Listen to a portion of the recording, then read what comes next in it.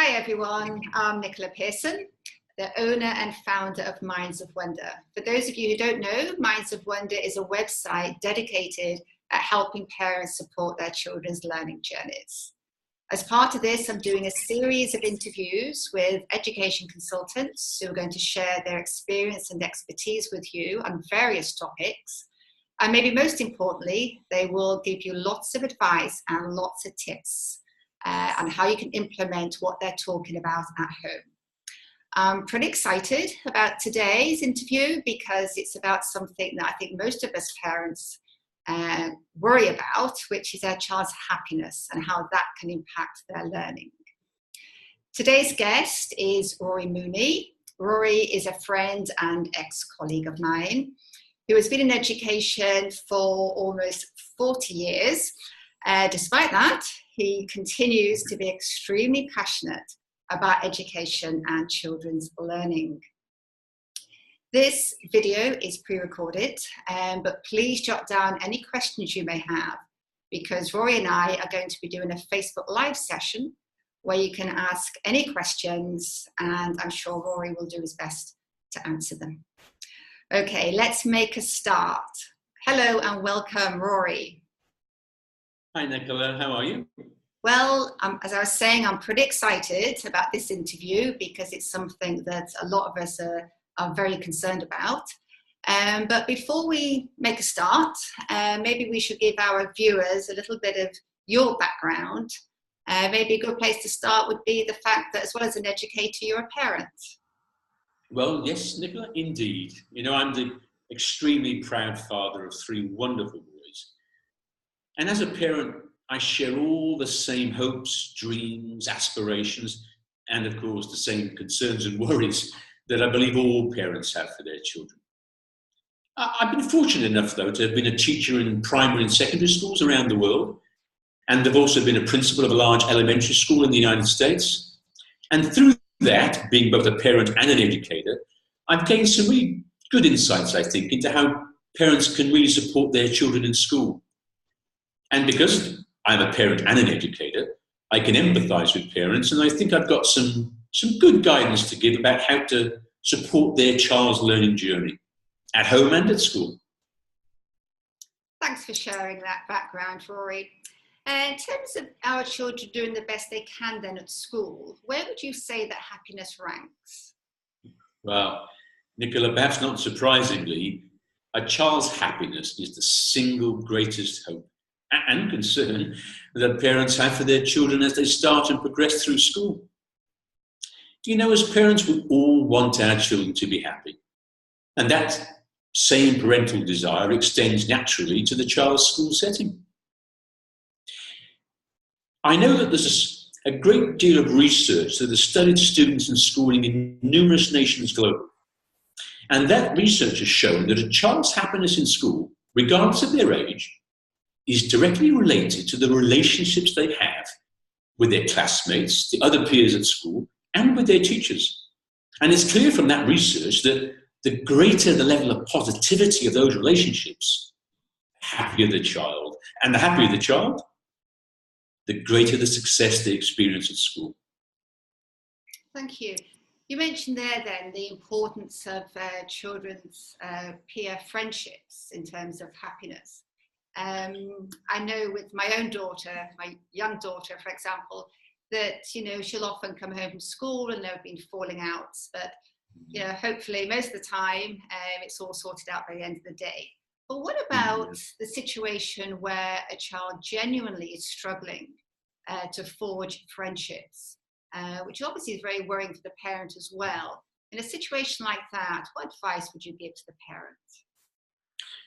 Well, you know, Nicola, that's a challenge I think that many parents have experienced at least once with their children. And we know that making friends is never easy, and perhaps especially so for young children. What I've experienced as a teacher and principal is that parents really have a strong supporting role to play in helping their child to forge friendships. And, you know, one of the best ways to do that really is by establishing their own relationships with other parents. And then, you know, using that friendship to bring children together in social and play activities outside of the school. You know, Nicola, often close friendships can be forged better away from the academic pressures of the classroom.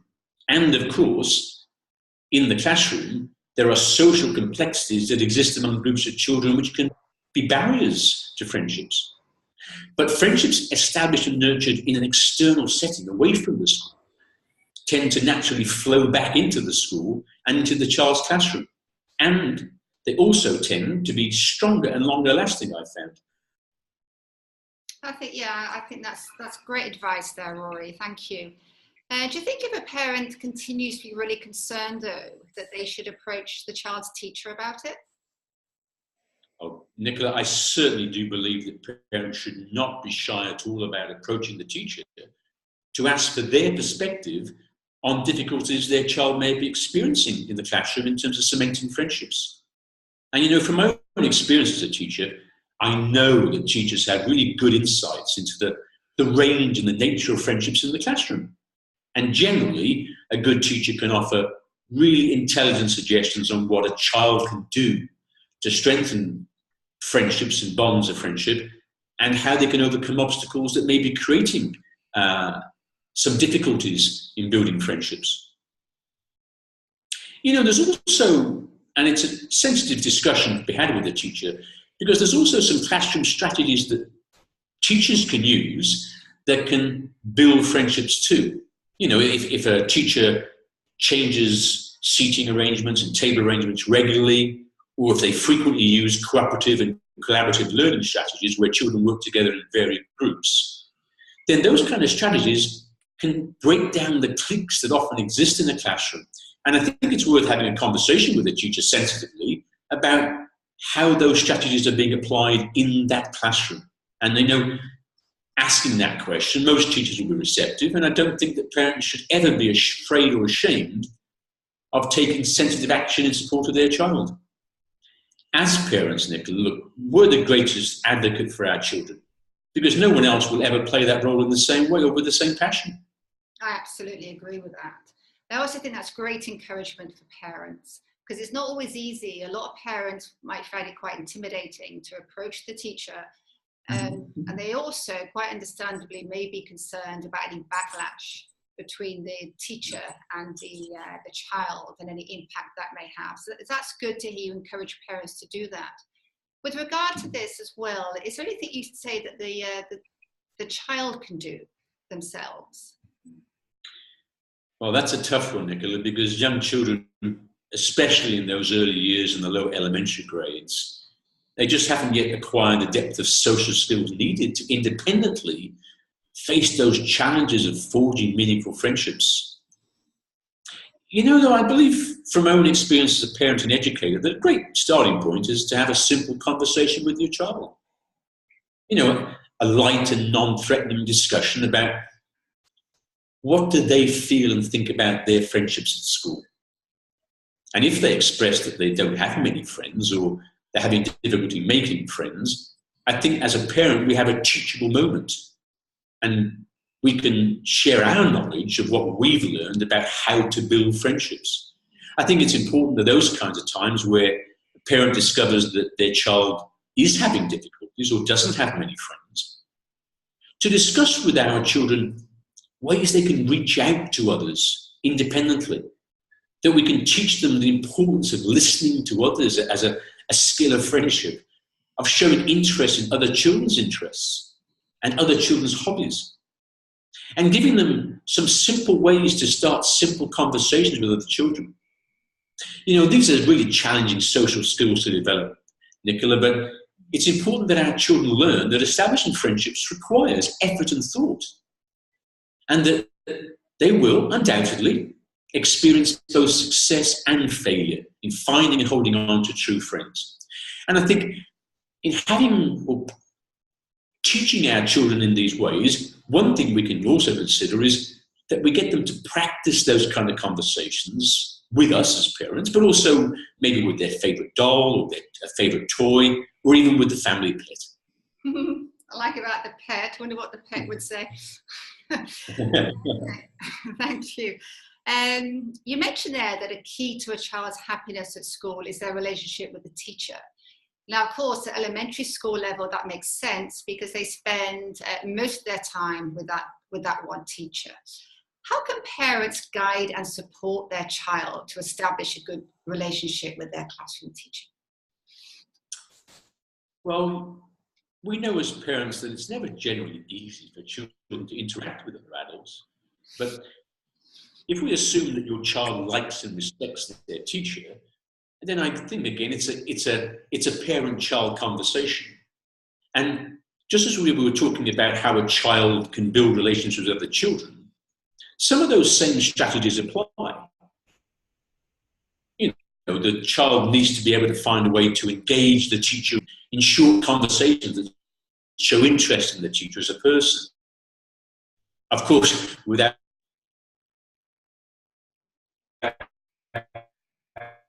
child relationship, when a child simply offers a personal greeting to the teacher each morning or asks simple questions of the teacher about how they're doing, what are their likes, their dislikes, their interests, their hobbies. And you know, as well as words, Nicola, actions also help to build a relationship between a child and a teacher. I think